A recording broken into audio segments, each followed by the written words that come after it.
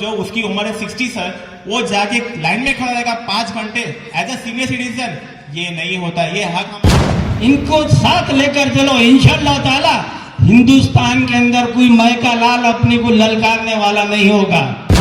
मकसूदुल हक साहब राष्ट्रीय कोषाध्यक्ष और आदिम खान तो फिर जमाने की ठोकर में आ गए और मुत्तहिद हुए तो जमाने पे छा गए। आज का जो दलित वर्ग है इनको आप साथ में लिए, माइनॉरिटी जितनी इनको साथ में लेके आपने अगर सब साथ में आए हैं तो 100% साथ यहाँ पे परिवर्तन आए। द बेस्ट 10 पार्लियामेंटेरियन, उसके अंदर भी आज भी घनाथोरा साहब का नाम बना के रखा। उन्होंने हमको दलितों से भी हमारा हाल जो है तो बुरा कर दिया।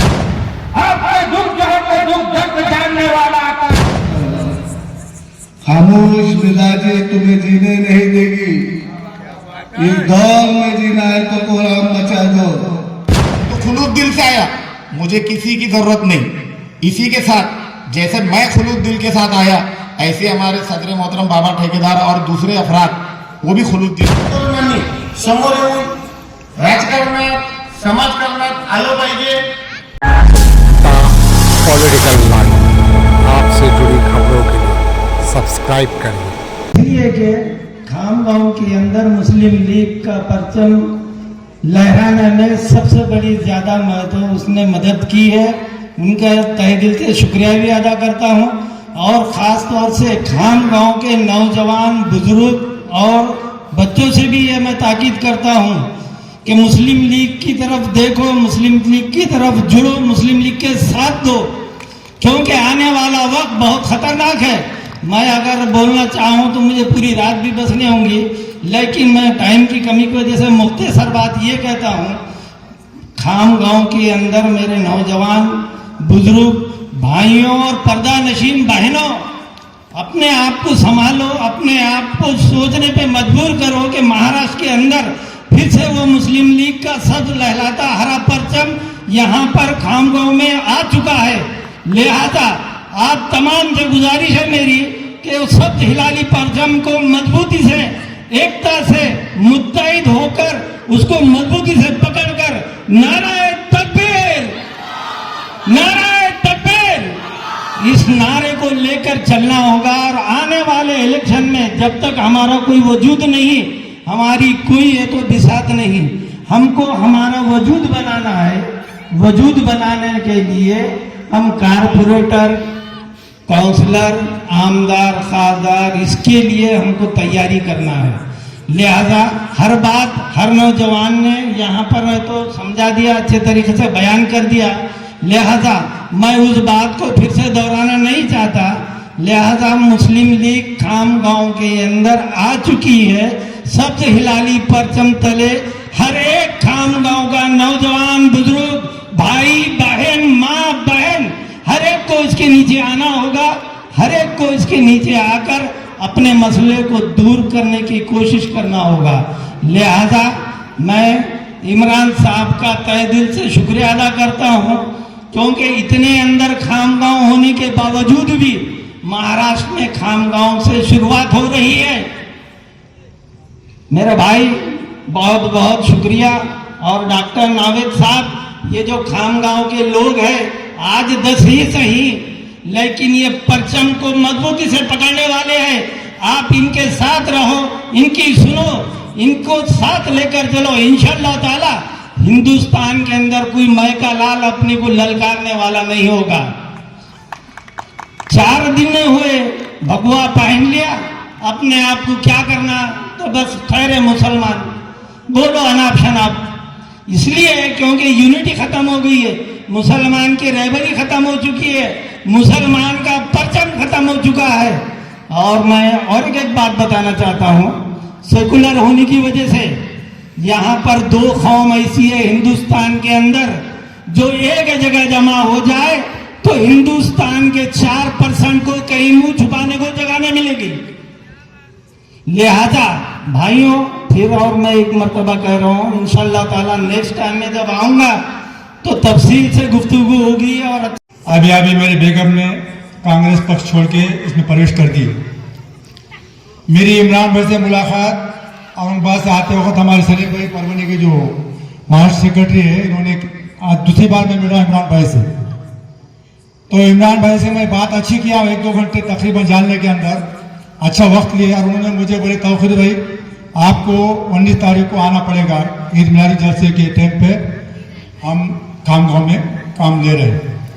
तो मैं बहुत खुश हुआ हूँ आज इमरान भाई और हमारे राष्ट्रीय अध्यक्ष है और रिजवान साहब उपाध्यक्ष है, उसी तरीके से मकसूदुल हक साहब राष्ट्रीय कोषाध्यक्ष और आदिम खान पठान जिला उपाध्यक्ष, शेख रशीद बाबा ठेकेदार तालुकाध्यक्ष खामगांव, अजमत खान शहराध्यक्ष, दिलशाद पहलवान साहेब सलाहकार समिति और हमारे परभणी जो आए हैं सलीम भाई महाराष्ट्र सेक्रेटरी, शेख निजाम साहब परभणी, शेख आजिम भाई पूर्णा वाले। तो इस प्रोग्राम के लिए बहुत ही ताल्लुक रखता है।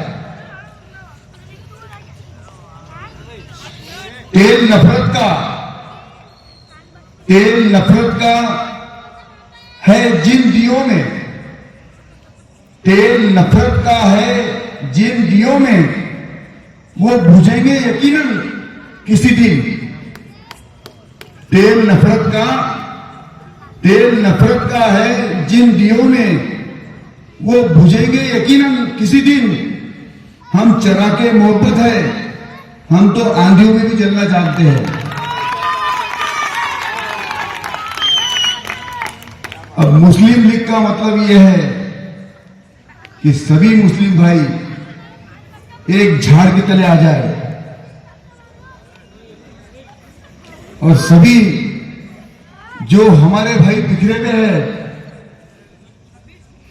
जो हमारे भाई ना समझ के इधर उधर बिखरे हुए हैं, वो सब लौट के अपने घर आ जाए।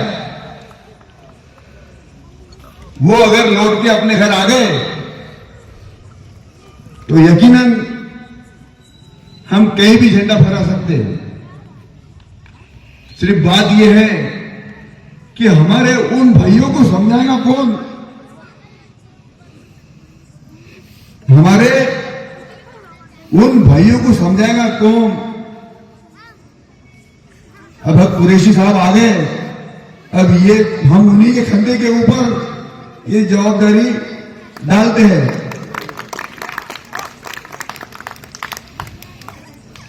बिखरे तो फिर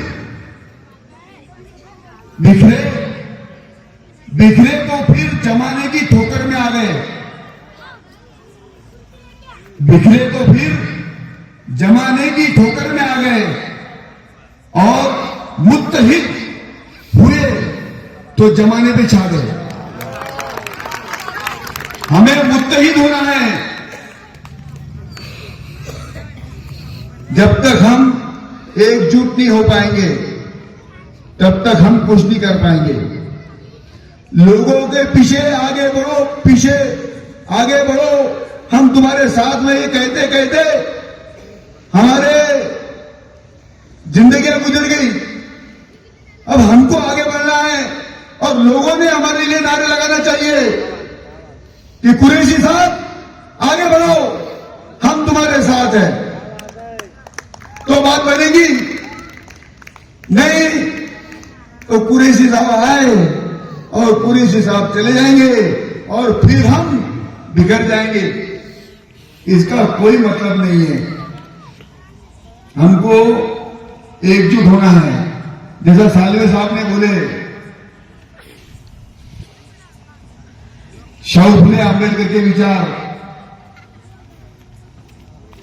ये सबके लिए ठीक है।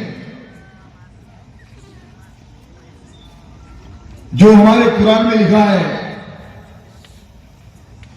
हमने उस पर भी तामील कर लिए तो भी हम जीत जाएंगे। आपको कुछ बताने की जरूरत नहीं है, आपको सब पता है।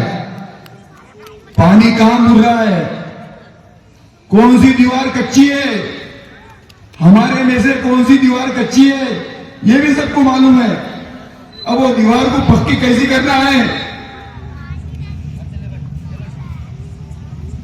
ये हम सबका काम है। एक शेर सुनाता हूं और इसके साथ में मैं रजा लेता हूं। काफी लोग बैठे हैं, ज्यादा समय नहीं लूंगा। कुछ कमियां मुझ में थी, कुछ कमियां लोगों में, कुरैशी साहब, कुछ कमियां मुझ में थी, कुछ कमियां लोगों में। फर्क सब इतना सा था, फर्क सिर्फ इतना सा था, वो गिनते रहे और हम नजरअंदाज करते रहे। सलाम अलैकुम। इन्नल्लाह व मलाइकतहु युसल्लूना अलन नबी या अय्युहल्लज़ीना आमनू सल्लु अलैहि व सल्लिमू तस्लीमा। अल्लाहुम्मा सल्लि अला मुहम्मद।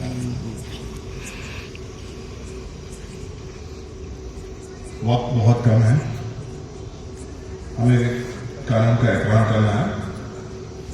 स्टेज पे तमाम मेरे साथियों, तमाम डिस्ट्रिक्ट से जो मेरे मेहमान, जो मेरे दोस्त आए हैं, परभनी से, जालना से, खास करके आपके बुलढाना डिस्ट्रिक्ट के, खानगांव के जो बड़े बड़े अहदेदार हैं हमारे, नाविद साहब,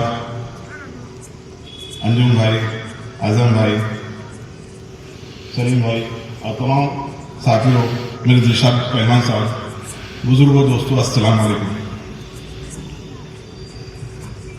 अल्हम्दुलिल्लाह, सबसे पहले बात तो यह है कि हम जश्न ईद मिलादुन नबी की बात करें। हमारे हुजूर सल्लल्लाहु ताला अलैहि वसल्लम, उनके बारे में, उनकी सीरत बयान करने में दिन, घंटे, साल लग जाएंगे, तब भी उनकी सीरत खत्म नहीं होगी। हमारे हुजूर सल्लल्लाहु ताला अलैहि वसल्लम की वो शान है। हमारे बाप दादा आदम अलैहिस्सलाम, माँ हवा, जब उनका निकाह हुआ तो निकाह में भी महर दी जाती है, और महर अल्लाह के फजल से, अल्लाह की तरफ से हुक्म आया कि आप हुजूर का दुरूद शरीफ पढ़ो, वो आपका महर है। वो हुजूर है हमें, वो हुजूर की उम्मत है। हजरत जिब्रील अलैहिस्सलाम 1,24,000 पैगंबर आए इस दुनिया में, अल्लाह का फरमान, अल्लाह का पैगाम लेकर पहुंचते थे हर पैगंबर के पास। आदम अलैहिस्सलाम से लेकर, नूह अलैहिस्सलाम से लेकर, मूसा अलैहिस्सलाम से लेकर, इब्राहिम खलीलुल्लाह अलैहिस्सलाम से लेकर, ईसा अलैहिस्सलाम से लेकर, मेरे प्यारे हुजूर सल्लल्लाहु ताला अलैहि वसल्लम की बात में बार और बार संदेशा लेकर आते हैं। महराज शरीफ का वक्त आया, महराज शरीफ में अपने घर से बैतुल मुकद्दस से लेकर 7वें आसमान तक, और वहां पहुंचने के बाद जिब्रील अलैहिस्सलाम जो अल्लाह के इतने करीब, जो अल्लाह का पैगाम लेकर पैगंबर को पहुंचाते थे, वो कहते हैं कि यहाँ पर मेरी हद खत्म होती है और मेरे आका, मेरे हुजूर, यहाँ से आपकी हद शुरू होती है। सुभान अल्लाह, हम उनकी उम्मत है।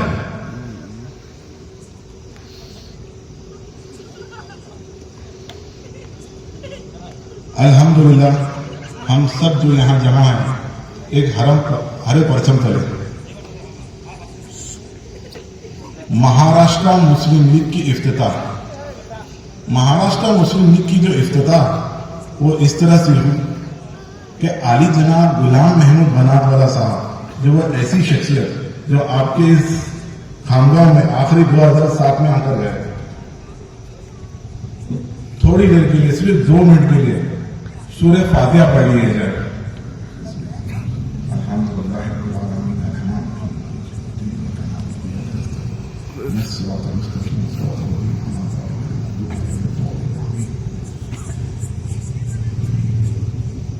अली जनाब गुलाम महमूद बनातवाला वो ऐसी शख्सियत जो आप तमाम मुसलमानों के लिए, हक के लिए लड़े, जो आप मुझसे ज्यादा बेहतर जानते।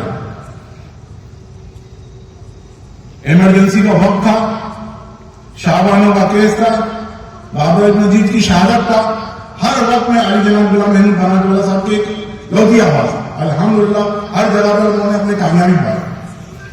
आज उन्हीं को लेकर महाराष्ट्र मुस्लिम लीग एक खिताब शुरू हुई है, जो कि Maharashtra Muslim League national secular political party. इसके अंदर तमाम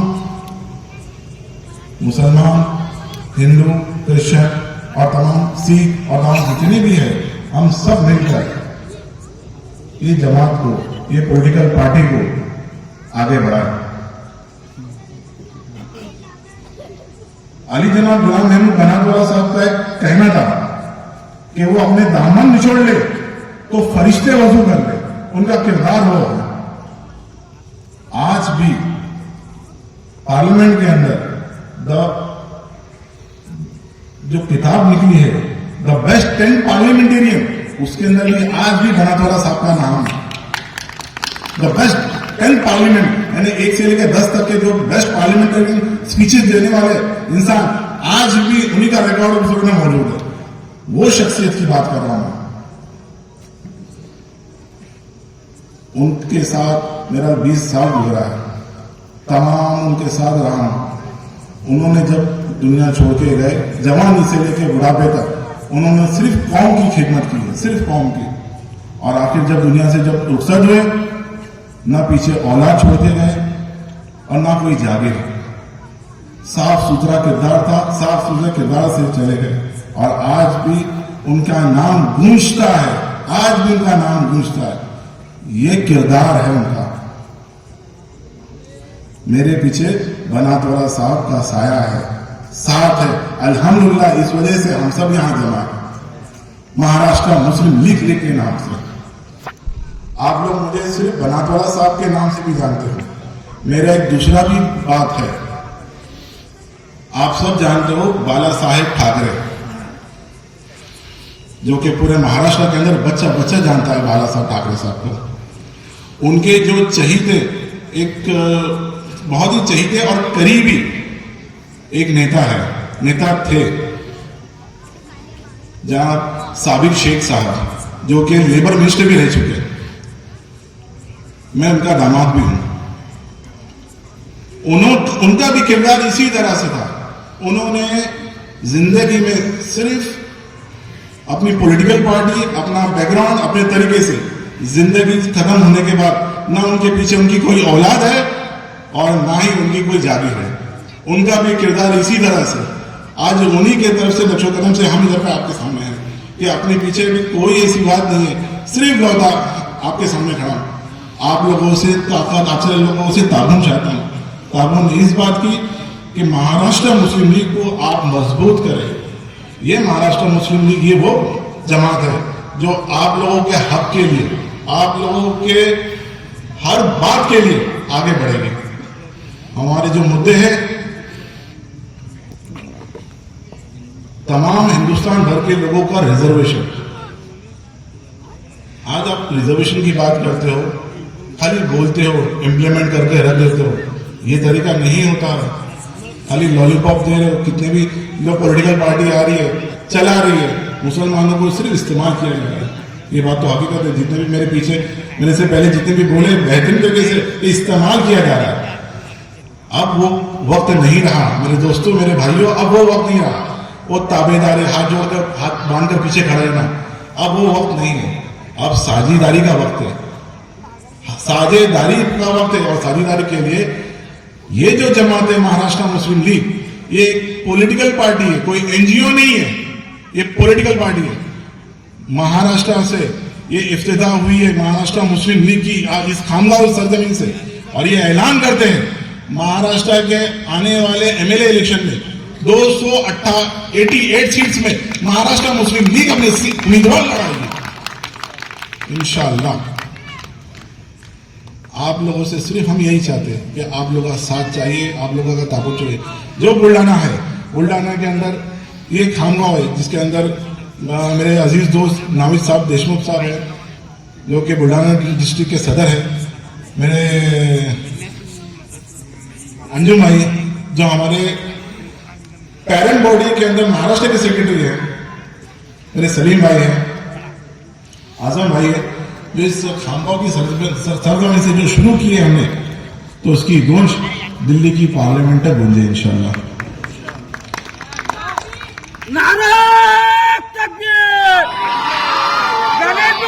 आगे बढ़ो। सत्तर को आगे बढ़ो, अंजुम बढ़ो, आसमान खान आगे बढ़ो। तमाम दूसरी पार्टियां हैं, ये मुस्लिम लीग, महाराष्ट्र मुस्लिम लीग की जरूरत क्यों है?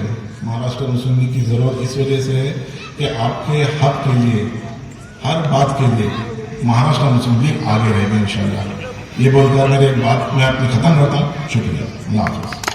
जलसा मुनक्कद किया गया है, इसका उन्वान था जश्न ईद मिलादुल नबी, और महाराष्ट्र में महाराष्ट्र मुस्लिम लीग की इफ्तिताह। मुस्लिम लीग का नाम तो आपने सुना होगा। ये 1948 से मुस्लिम लीग यहाँ पे काम कर रही है हिंदुस्तान में, उनके आमदार रहे, खासदार रहे। लेकिन एक वक्त ऐसा आया कि मुस्लिम लीग को कांग्रेस ने एक इंडिया के कोने में ढकेल दी और वो केरला तक महदूद हो गई। आज भी केरला में आमदार खासदार है। तो बाकी जो इंडिया के जो बाकी स्टेट्स है, वहां के जो गुलाम बन्नातवाला साहब के चाहने वाले जो लोग थे, उन्होंने तय किया कि केरला से हटकर पूरे इंडिया में एक नेशनल सेक्युलर पार्टी लाई जाए, और उस नेशनल सेक्युलर पार्टी का इलेक्शन कमीशन में रजिस्ट्रेशन महाराष्ट्र मुस्लिम लीग नाम से किया गया। और इस पार्टी के जो सदर है हाजी इमरान साहब, इनके बारे में मैं बता दूं, ये 20 साल तक रात दिन जीएम बन्नातवाला साहब के साथ थे। तो उनको बन्नातवाला साहब के सियासत का पूरा तजुर्बा है, और उनको पता है कि वक्त की आज की क्या जरूरत है। आज मुस्लिम पार्टी और दलित और वंचित लोगों के जो पार्टियां हैं, ये मिलकर हिंदुस्तान में और महाराष्ट्र में क्रांति ला सकते हैं। ये जो गणित है, इसको ध्यान में रखते हुए महाराष्ट्र मुस्लिम लीग आगे बढ़ रही है। और इसके पहले मुस्लिम समाज कांग्रेस से जुड़ा हुआ था। 70 सालों से हमने उनको वोट दिया, और उन्होंने हमको क्या किया, गुलाम बना के रखा। उन्होंने हमको दलितों से भी हमारा हाल जो है तो बुरा कर दिया, और हमें क्या सिर्फ कुर्सियां उठाने और शतरंजियां उठाने तक ही महदूद कर दिया। और कांग्रेस की आज की भी जो पॉलिटिक्स है, वो यात्रा निकालते हैं, भारत जोड़ो यात्रा। वो लोग कहते हैं कि दूसरी पार्टियां हिंसा करती है। मेरे को, मेरे भाइयों, ये बताओ, क्या राहुल गांधी में ये हिम्मत है कि कभी वो संसद में या भारत जोड़ो यात्रा में या किसी कोई सभा में वो मुस्लिमों की बात करता है? वो मुस्लिम नाम लेने से भी डरते हैं। मैंने गौर किया, आज तक उन्होंने कभी मुस्लिम नाम नहीं लिया। वो नाम लेते हैं माइनॉरिटी। माइनॉरिटी में मुस्लिम के अलावा बाकी लोग भी आते हैं। माइनॉरिटी में अडानी भी आता है। तो क्या वो अडानी की पार्टी है? तो राहुल गांधी मुसलमानों, सबसे पहले जो यहाँ के कांग्रेस के कारकुनान है, उन एक बार राहुल गांधी से कह दीजिए कि खुलेआम मुसलमानों का नाम लेके बता। अरे तो जो तुम्हारा नाम नहीं लेता उसके पीछे तुम जा रहे हो, इससे बड़ी बेगैरती क्या है? कब जागोगे, कब सुधरोगे, कब अपनी इज्जत को बचाओगे? तो ये गुलामी छोड़ने के लिए हमने महाराष्ट्र में, इंडिया में महाराष्ट्र मुस्लिम लीग लाई है। जो कांग्रेस का हमारे साथ दोगलापन है, उसको दूर करने के लिए हमने महाराष्ट्र मुस्लिम लीग लाई है। और आज जो बीजेपी है, बीजेपी इख्तियार में है, वो अलग अलग कायदे लाती है। कभी खाउटी के लिए परेशान करती है, कभी एनआरसी के नाम पे, कभी सीएए के नाम पे, कभी वक्फ बोर्ड का अमेंडमेंट करने के नाम पे। वो तो परेशान कर रही है। वो तो इस्लाम दुश्मन पार्टी है, उसके साथ भी कुछ मुस्लिम जुड़े हुए हैं। कितनी बुरी बात है। और कांग्रेस, ये जो बीजेपी अपने को तकलीफ देती है, तो कांग्रेस चुपचाप तमाशा देखती है, उसके खिलाफ कोई आंदोलन नहीं करती। राहुल गांधी के बारे में किसने कुछ बोल दिया तो आज पूरे इंडिया में आंदोलन किया, लेकिन वक्फ बोर्ड के लिए, एनआरसी के लिए, सीएए के लिए, खाउटी के कायदे के लिए, यूनिफॉर्म सिविल कोड के लिए कभी कांग्रेस रास्ते पे उतरी? उनको मालूम है मुसलमानों का नाम लेंगे तो हिंदू वोट नहीं मिलेंगे। तो बीजेपी और कांग्रेस एक ही है, ये आपको आज समझने की जरूरत है। और ये जो बीजेपी की पॉलिटिक्स है, ये हिटलर की पॉलिटिक्स है। जर्मनी में हिटलर ने किसको टारगेट किया था? ज्यूज, यहूदियों को टारगेट किया था। उस तरह यहाँ पे जो मोदी गवर्नमेंट है वो मुसलमानों को टारगेट कर रही है। जिस तरह ज्यूज का बुरा हाल हुआ, अगर तुम जागोगे नहीं तो तुम्हारा भी वही हाल होने वाला है। तो आज अपने को जागने और समझने की जरूरत है। इतना कहकर मेहमानों को बोलना है, मैं अपनी बात खत्म करता हूँ। अल्लाह। बहुत अच्छा दिन है कि यहाँ पे मुस्लिम लीग की स्थापना हुई है। साहब आपको बताता हूँ अध्यक्ष साहब, एक मुस्लिम लीग में बहुत ताकत है। आज एक पूरे देश का परिवर्तन मुस्लिम लीग यहाँ पे कर सकता था। इसकी जो न्यू थी 1985 की बात है। 1985 में बाबा साहब आम्बेडकर, जिनके दादा ने ये देश की घटना लिखी और सबको अधिकार दिए, वो बाबा साहब आम्बेडकर के साथ में दिलशाद पहलवान को मुस्लिम लीग का टिकट दिया गया था आपके माहिती के लिए। वो टाइम पे खामगांव अकोला मतदान संघ के अंदर लोकसभा में था। वो टाइम पे बाबा साहब आम्बेडकर ने मुस्लिम लीग के साथ में युति किए थे और पूरा माहौल यहाँ पे बदला गया। वो टाइम पे राजीव गांधी जी ने कहता आया राजू भला तराजू, क्योंकि कांग्रेस ने आज तक मुस्लिम समाज के सिर्फ वोट लिए हुए, मुस्लिम समाज को कुछ नहीं दिया, सबको मालूम है कि वोट लेने का काम किया, दूसरा कुछ नहीं दिया, आपस में खड़ा। वो टाइम पे ऐसी बात थी कि आम्बेडकर साहब लोकसभा में 100% चुन के आने वाले थे, और ऐसे ही कोई लोग वहां पे थे जो जातिवादी थे। उन्होंने प्रचार किया कि दलित मुस्लिम भाई भाई हिंदू को कहां से आई, ये बोलने वाले अपने इसमें के ही बिके हुए लोग वहां पे थे, अपने इसमें ही बिके हुए लोग वहां थे। और नहीं तो अगर 1985 में दिलशाद पहलवान खामगांव के विधानसभा के आज आमदार रहते थे और बाबा साहब आम्बेडकर खासदार रहते थे, ये महाराष्ट्र का नहीं तो दलित और मुस्लिम इनकी युति के अंदर पूरे देश के अंदर इसका बहुत बड़ा परिणाम वहां पर होना था।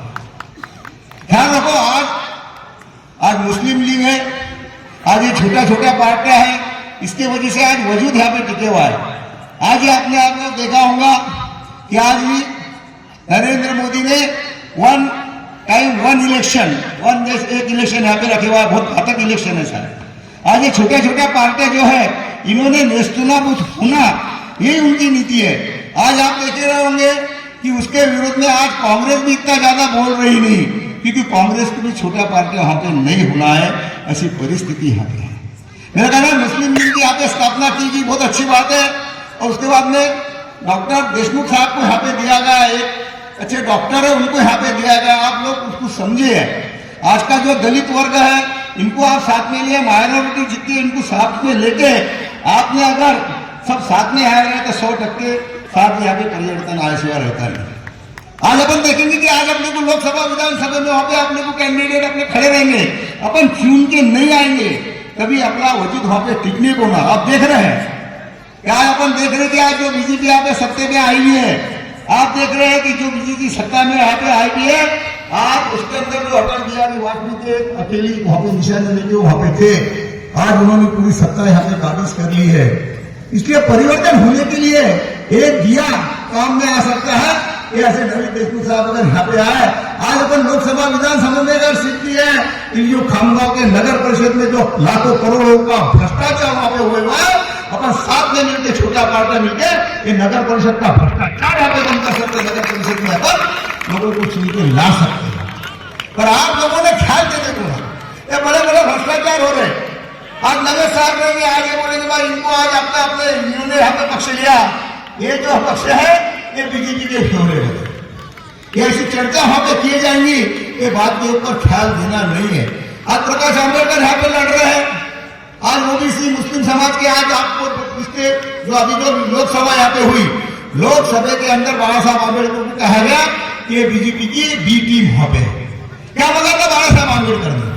बाबा साहब आंबेडकर ने बोला था कि भैया महाराष्ट्र के अंदर कम से कम 8 मुस्लिमों को लोकसभा का टिकट वहां पे दिया जाए, नहीं मेरे पार्टी से दिया जाएगा, तुम्हारी पार्टी नहीं वहां पे खड़ा किया जाएगा। उन्होंने वहां पे एक भी लोकसभा के अंदर मुस्लिम समाज को दिया नहीं, आप लोगों ने ख्याल में लाने को ना, इसलिए आप लोगों की एकता यहाँ पे होने को ना।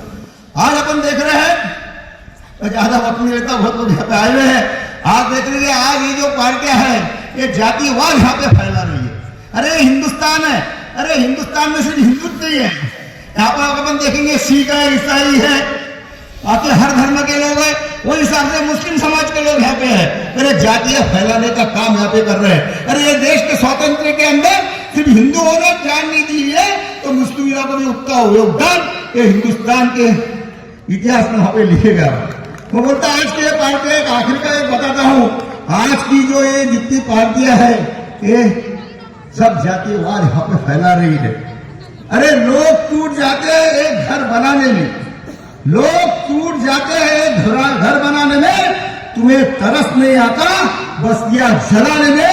ऐसे पार्टियां यहाँ पे काम कर रही, ये पार्टियां के इधर नजरअंदाज कीजिए, और मुस्लिम लीग के साथ में जितने भी छोटे छोटे पक्ष हैं, माइनॉरिटी के लोग यहाँ पे साथ में लिए, ये देश का परिवर्तन आए सिवाय रहेगा नहीं, तो यहाँ पे कहता हूँ। और डॉक्टर देशमुख साहब को जिन्होंने पद लिया, इनके तहे दिल से इनका मैं शुक्रिया अदा करता हूं कि एक मुस्लिम समाज का एक लिखा पढ़ा इंसान आज आपके साथ में, आज भैया देशमुख कोई काम नहीं ऐसा नहीं है, आज उनकी मैंने देखे हुआ है, उनकी अगर तुमको टाइम लेना पड़ा तो वहां पे कम से कम 100-150 पेशेंट वहां पे रहते, और 100-150 पेशेंट छोड़ के आज अपने समाज, जो अपना समाज गलत राह पे जा रहा है, जो दूसरी पार्टियां अपने समाज के लोगों को गुमराह होने करने गए हैं, वो लोगों को सही रास्ते के लिए नवीन देशमुख साहब ने ये पद वहां पे लिया है। तो मुझे मुस्लिमों से गुजारिश है कि आप उनका जो इतना बड़ा त्याग है, वो त्याग की कीमत जानिए और उन्हें सरकार यहाँ पे दिए, परिवर्तन जरूर यहाँ पे आएगा, परिवर्तन जरूर यहाँ पे आएगा। नवीन देशमुख साहब को शुभकामनाएं देता हूँ, ठहरता हूँ। जय हिंद, जय हिंद। पार्टी करने का काम किया, पूरे महाराष्ट्र के मुसलमान हर गांव के, हर शहर के कहने लगे कि ये बहुत बुरी बात है, हम ऐसा कर डालेंगे, हम हुजूर के लिए जान देने वाले लोग हैं, हम कुर्बान होने वाले लोग हैं। ऐसे जो है पूरे महाराष्ट्र से जो है तो मैंने आवाज सुनी पाना। कई लोगों ने जो है तो पर्चे लिए, कोई कलेक्टर को दिया, कमिश्नर को दिया, किसी ने यह तो एसपी को दिया। 2-5 लोग, 10-20 लोग इकट्ठा हो गए, 5-50 लोग इकट्ठा हो गए। इकट्ठा होने के बाद किसी एक अफसर के पास चले गए। अफसर के पास जाने के बाद एक जो है तो निवेदन उनको दे दिया, और घर को आकर जो है तो फिर जैसा ना वैसा हो गया। ज्यादा दिन नहीं है, अभी महीना भी नहीं हुआ, और यहां पर जो है तो हुजूर की सीरत के बारे में कई मौलाना लोगों ने अच्छे कलमात पढ़े, लेकिन हम भी फिक्र हैं, हमको कोई फिक्र नहीं है। आजू बाजू जो है तो लोग फिर रहे हैं, घरों में बैठे हैं, कोई कह रहा है कि आज बाजार है, बाजार की वजह से लोग नहीं आए। अभी अगर हमने बाहर निकल के देखा तो होटलों पे कोई चाय पी रहा होगा, कोई बीड़ी फूक रहा होगा, कोई फजूल की बातें कर रहे होगा, कोई गपशप कर रहा होगा। सारी गलियां जो है तो वहां पर जो है तो भरी होगी। लेकिन मैं ये कहना चाहता हूं कि ये जो लोग स्टेज पे बैठे हैं, ये जो फिगर लेकर फिर रहे हैं, ये दीवाने लोग हैं, दीवाने। मैं भी दीवाना हूं, कुरैशी साहब हम भी दीवाने हैं, परवनी से आए लोग ये भी दीवाने हैं, डॉक्टर साहब भी जो है तो दीवाने हैं, डॉक्टर साहब के साथी भी जो दीवाने हैं। हम दीवानगी लेकर ये महाराष्ट्र में एक समाज की जो है तो फिक्र लेके फिर रहे हैं। आप अपने को जो है तो आप मजाक समझ रहे हैं, मुसलमान जो है तो मजाक समझते हैं। अपना कोई लीडर आता है, अपना रहनुमा आता है, आपकी दुख की बात करता है, आपका दुख जो है तो दुख दर्द जानने वाला आता है, उसकी तुम मजाक करते हो। प्रोग्राम में नहीं आएंगे, हम तुमको नहीं सुनेंगे, ये इसके लिए आए हैं, ये उसके लिए आए हैं, ये नई पार्टी क्यों निकल रही है, ये कुरैशी साहब मुंबई से क्यों आ रहे हैं। ये सवालिया निशान लगाने का काम मुस्लिम समाज जो है तो कर रहा है। और वो किसके लिए सवालिया निशान लगाता है? सिर्फ मुसलमानों के लिए। सिर्फ मुसलमानों से क्या है भाई, पूछिए क्या है? जिस जगह के ऊपर ये जगह है, ये क्या है, ये कौन सी जगह है? तो कुछ लोगों ने कहा कि ये उर्दू स्कूल है, ये जवानी स्कूल, ये उसके आगे। दुनिया कहां जा रही है, लोग कहां जा रहे हैं? तो ये जो है तो ये गलतियां जो है आपको जो है तो देखना होगी। खुद की मजाक तुम कर रहे हो, खुद की मजाक हो रही है, लोग हमारी मजाक ले रहे हैं, लोग हमारे पर जुल्म कर रहे हैं, लोग हमारी बेइज्जती कर रहे हैं, लोग हमारा अपमान कर रहे हैं, हमारी जो है तो बेइज्जती हो रही है। और हम खुशहाल जो है तो सह रहे हैं, हम खुशहाल सह रहे हैं। बाबा साहेबांनी सांगितलं होतं, शिकार संघटनेने संघर्ष करा। बाबासाहेबांनी कोणाकडून घेतले हे 3 शब्द, कोणाकडे हे 3 शब्द बाबासाहेबांनी घेतलं इस्लाम करून हे 3 शब्द घेतलेले आहेत। पहले शब्द शिका। यहाँ पे बहुत से उलमान लोग येऊन गेले। सर्वप्रथम जे तर या ठिकाणी इस्लामने संदेश दिला का शिका, जर तुम्हाला चीनला शिकायला जावं लागत असेल तर तुम्ही जा आणि त्या ठिकाणी शिक्षण घ्या, दुसरं संघटित व्हा। अस्सलामु अलैकुम रहमतुल्लाहि व बरकातुहू। स्टेट के जलवा फरोज सदर मोहतरम अलहाज इमरान कुरैशी साहब और दूर दराज से आए हुए सभी मेहमानों का मैं खैर मकदम करता हूँ। मुझे तमाम के नाम मालूम नहीं है और वक्त की नज़ाकत को देखते हुए सभी स्टेट के जलवा फरोज मेहमान कराम और नौजवान हजरात, मेरे बुजुर्ग शख्सियत सरफरस्त, अस्सलामु अलैकुम रहमतुल्लाहि व बरकातुहू। बड़े अफसोस से ये तमाम बातें हर वक्त कहनी पड़ती है कि मुसलमान जागो, मुसलमान जागो। और सबसे पहले तो नौजवानों से कहना पड़ता है कि नौजवान जागो। अब स्टेट से आपने बहुत सारे लोगों का बयान खिताब सुना, कई अपने दूसरे समाज के भाइयों ने भी अपनी राय पेश की। मैं यही कहूँगा नौजवानों से कि जो कोई भी यहाँ पर स्पीच देने के लिए आया, उसने सिर्फ तुमको जगाने की ही बात की, उसने तुम्हारे हुकूक के लिए आवाज उठाने की बात की। कब तक नहीं उठाओगे तुम आवाज, ये मेरा भी तुमसे सवाल है। कब तक गुलामगिरी की जिंदगी जियोगे? कब तक उन लीडरों के पीछे पीछे घूमोगे जो 10 साल 15 साल एग्रीमेंट करके बैठे हैं? कौन है तुम्हारा रहनुमा? वो बनाने नहीं चाहते। यहाँ पर खामगांव की सरजमीन पर कोई लीडरशिप पैदा ही करना नहीं चाहते, क्योंकि वो ठेकेदार बन के बैठे हुए हैं। उन्होंने एग्रीमेंट कर चुके हैं, जवानों का एग्रीमेंट, बूढ़ों का एग्रीमेंट, माओ का एग्रीमेंट, सबका एग्रीमेंट हो चुका है। हम अगर कोई चीज को लाते हैं तो शिकायत होती है कि उलमाए कराम स्टेट पे चढ़े।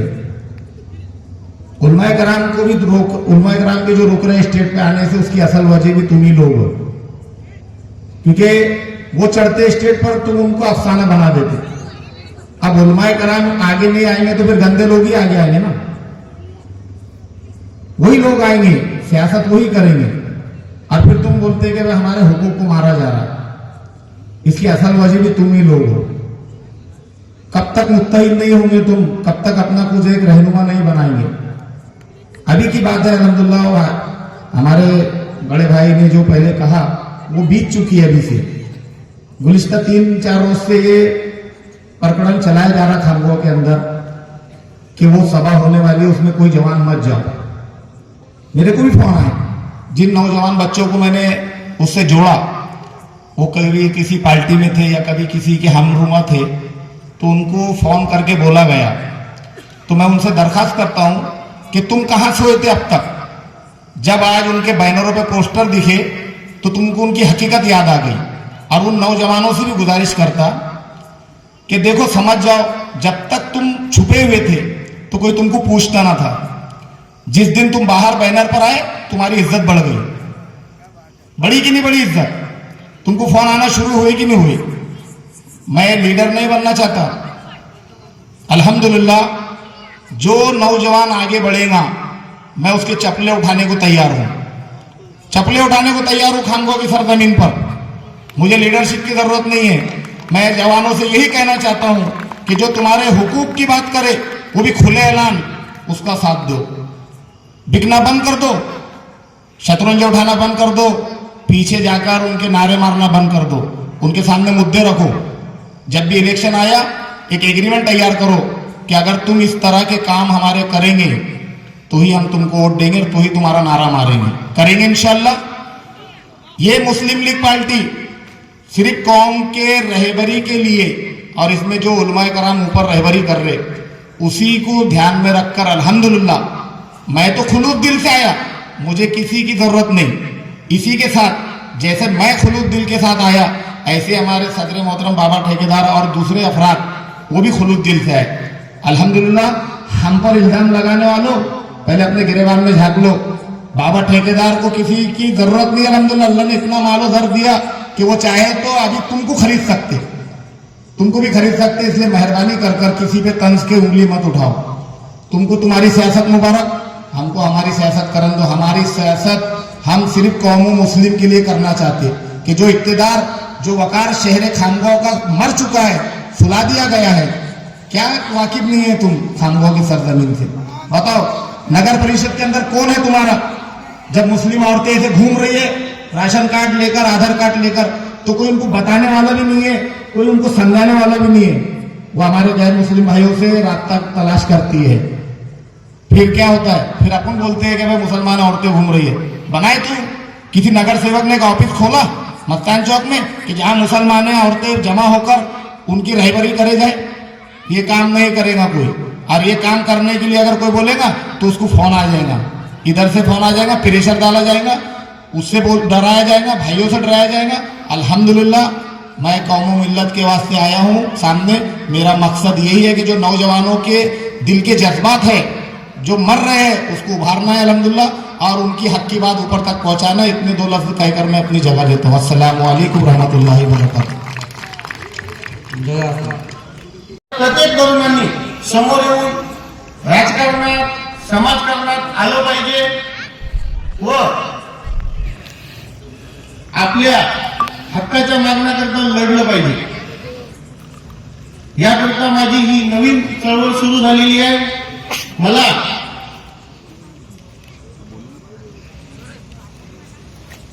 सांभाळून घ्यावं व येणाऱ्या विधानसभा निवडणुकीत मुस्लिमांचे, दलितांचे प्रश्न मांडणार आहे। मी जर आमदार झालो तर राणेसारखा